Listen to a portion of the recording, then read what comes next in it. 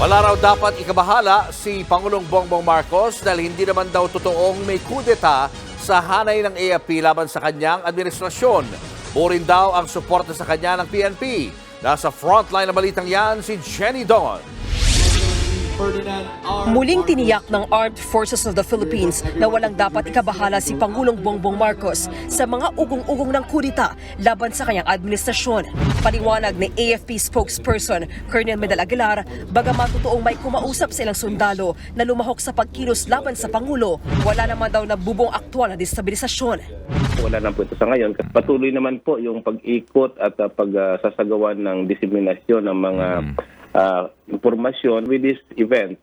We are very confident na wala talagang problema po. Wala pong any attempt to destabilize or there is no plot to destabilize the Marcos government.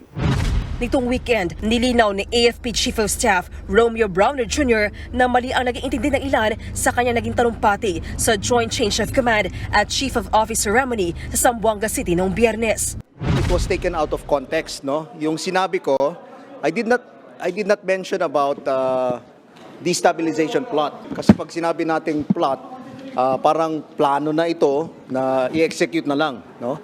So, ang sinabi ko during my statement was that may mga naririnig tayo na mga ugong-ugong ng mga destabilization efforts, no? Yun yung specific word na ginamit ko. So I did not use the word plot. Ayon kay Browner, September 21 pa nang umugong panghihikayat sa mga sundalo na sumama sa mga pagkilos laban sa Pangulo, kasabayan ng martial law anniversary. Sa panig naman ng Philippine National Police, siniguro ni PNP Chief Benjamin Acorda Jr. na wala ring namumuong kuplat sa loob ng kanilang organisasyon. Bagamat aminado si Acorda na naging kontrobersyal sa mga pulis ang panukalang pag-amyenda sa pension system ng militar at uniformed personnel, nilinaw ng hepe na naayos na nila ito.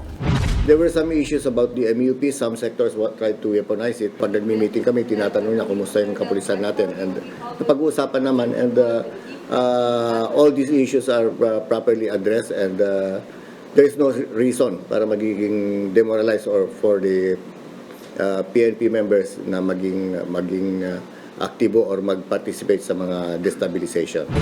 Wala pang pahayag ang palasyo kaugnay sa umunoy kudita. Nagbabalita mula sa frontline.